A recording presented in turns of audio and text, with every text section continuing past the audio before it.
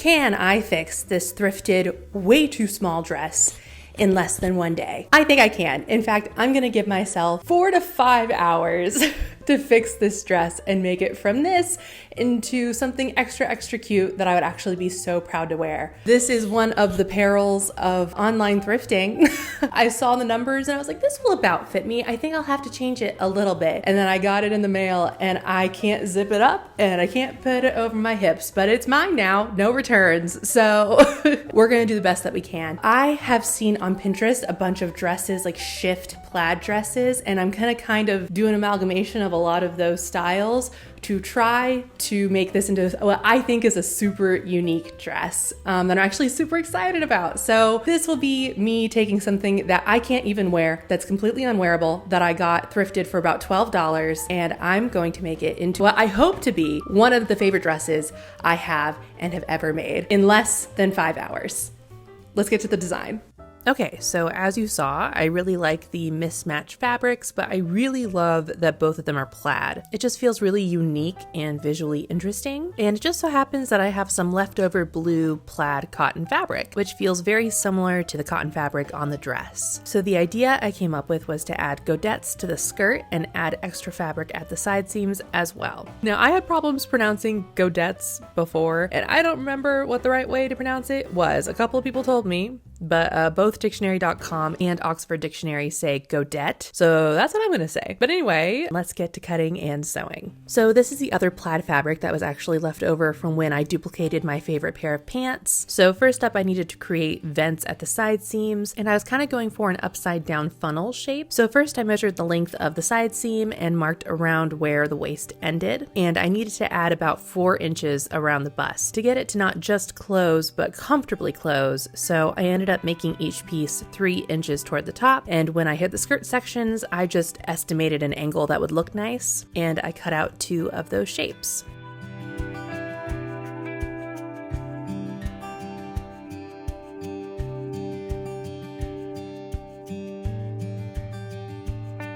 That only took me about 10 minutes, but this next part ate up a lot of my time, which was taking the side seams and hem out. Since the seams were serged together, which mass-produced clothing usually is, as serging each pattern piece means taking longer and having to pay your workers more than the measly amount you already do, but that means it takes me much more time to take fast fashion apart. So this ended up taking me an entire hour to do.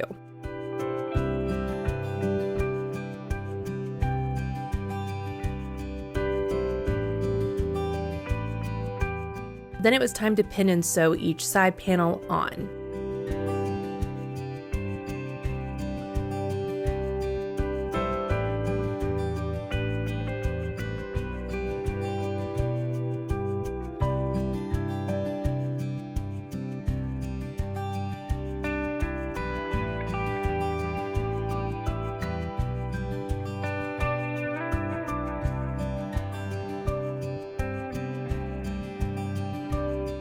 Now, by this point, some of you may have realized that I am not in the craft room. I was actually sewing in the living room this day because if you don't notice the date on the phone when I show you the time, it was over the holiday weekend. So I still wanted to participate in the Christmas movie day, but also get this done at the same time.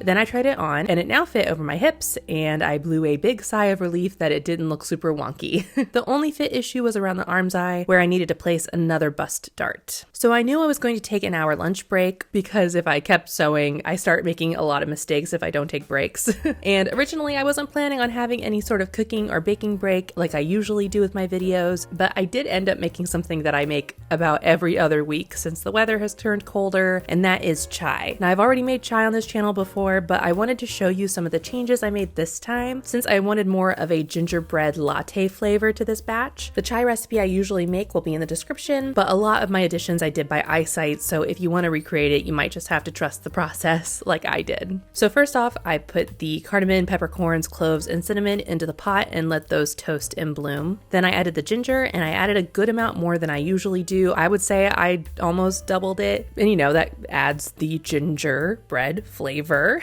For a while, everything else follows as usual.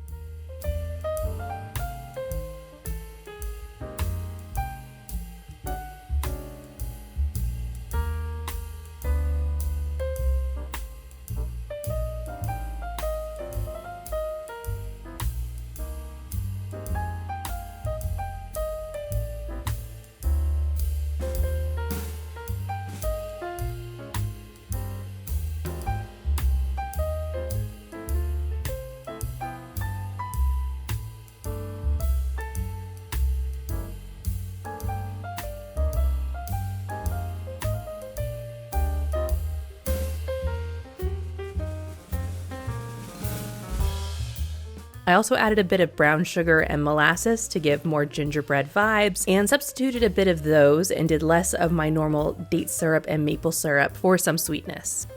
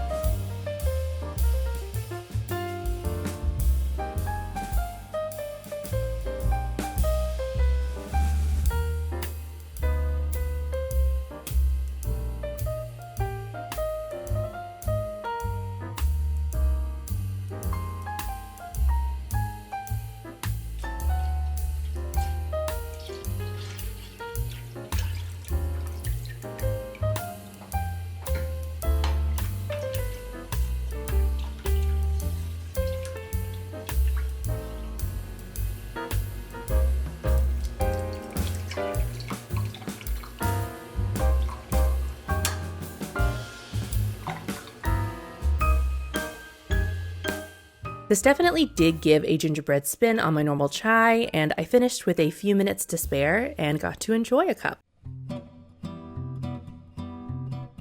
Okay, so I actually started back a couple of minutes before this, which would be exactly 1 hour, but I had been experimenting with what I wanted these to look like, and that just was like a little confusing to show. Before this day, I actually watched a couple of videos that had really helped me out. They'll both be in the description if you would also like to learn how to insert and make godettes. So I made mine 8 inches across and 15 inches long and cut out 4 of those, leaving a 1/2 inch seam allowance all around.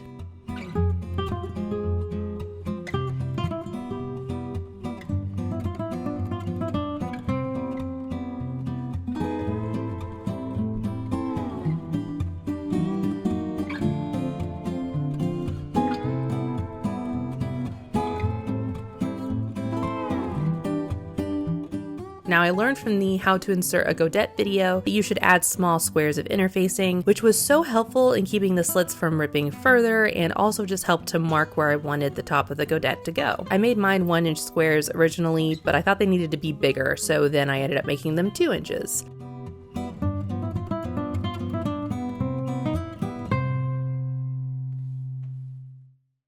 Then it was time to insert the godettes. I knew this would take a lot of precision and patience, neither of which is my strong suit, especially with the time limit I'd given myself. I kept messing them up and even attaching them on the wrong side of the fabric, but a little cheat that I figured out is to attach each side about 1 inch down from that high point where the V is, and you do that as normal, which is right side to right side. Then, since I was struggling with that top V bit, I just top stitched that down instead. Sure, you can see the threads, but mine blended into the plaid quite well, so it's definitely not super noticeable.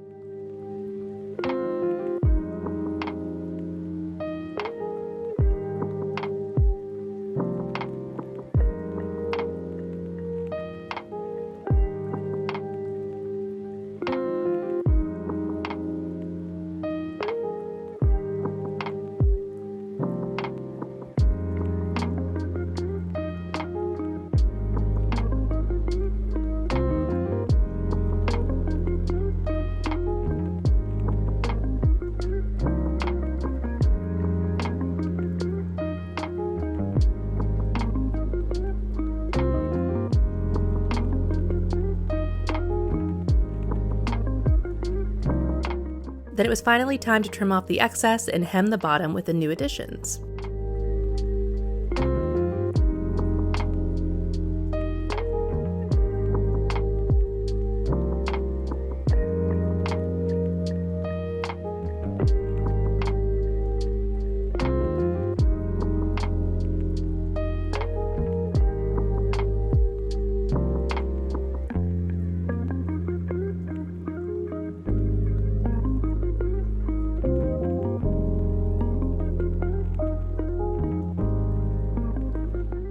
This ended up taking me 4 hours and 15 minutes, which was under my final goal of 5 hours. And now it is time to show you the final result.